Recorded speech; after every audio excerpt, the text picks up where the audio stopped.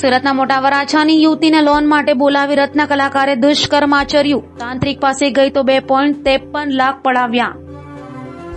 મોટા વરાછાની યુવતીને બ્લેકમેલિંગ કરી રત્ન કલાકારે વરાછા પોલીસ સ્ટેશનની સામે મિલેનિયમ હોટેલ અને કામરેજની નેક્ષા હોટલમાં જઈ રેપ અને સૃષ્ટિ વિરુદ્ધનું કૃત્ય કર્યું છે. યુવતી આરોપીના ચુગલમાંથી બહાર નીકળવા તાંત્રિક પાસે વિધિ કરાવવામાં 2.53 લાખ ગુમાવ્યા છે.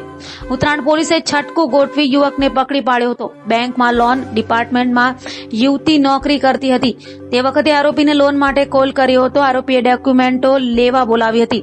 મિત્ર બનાવી આરોપીએ યુવતીને કહ્યું કે આટલા પગારમાં નોકરી કરે છે, હું તને બીજી સારા પગારની નોકરી આપીશ કહેતા યુવતીએ આરોપીને પાર્લે પોઈન્ટ મળવા ગઈ હતી. યુવકે ત્યાંથી તેને વરાછા પોલીસ સ્ટેશનની સામે મિલેનિયમ હોટલમાં લઈ ગયો હતો, જ્યાં યુવતી પર રેપ કર્યો હતો.